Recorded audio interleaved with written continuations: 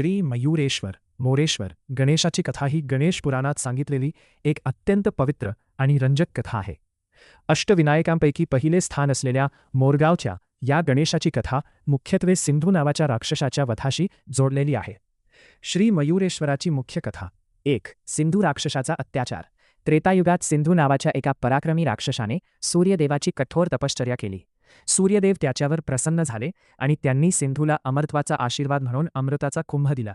हा अमृताचा कुंभ सिंधूच्या पोटात संरक्षित ठेवण्यात आला होता. जोपर्यंत तो कुंभ फुटत नाही तोपर्यंत सिंधूचा मृत्यू होणे अशक्य होते. या शक्तीच्या घमेंडीत सिंधूने तिन्ही लोकांवर स्वर्ग, पृथ्वी आणि पाताळ ताबा मिळवला.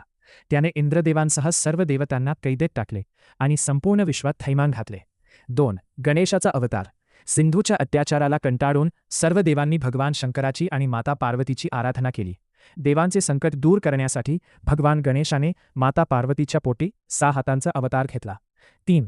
मयूरेश्वर नावाचा इतिहास. जेव्हा भगवान गणेश सिंधू राक्षसाशी युद्ध करण्यासाठी निघाले तेव्हा त्यांनी वाहनासाठी मयूर म्हणजे मोर निवडला.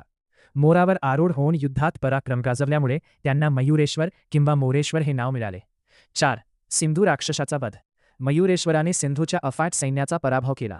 शेवटी त्यांनी आपल्या त्रिशूळाने सिंधूच्या पोटावर प्रहार केला, ज्यामुळे त्याच्या पोटातील अमृताचा कुंभ फुटला आणि सिंधूचा अंत झाला. या विजयानंतर देवांच्या विनंतीवरून मयूरेश्वर त्याच ठिकाणी स्थायिक झाले, जे स्थान आज मोरगाव म्हणून ओळखले जाते.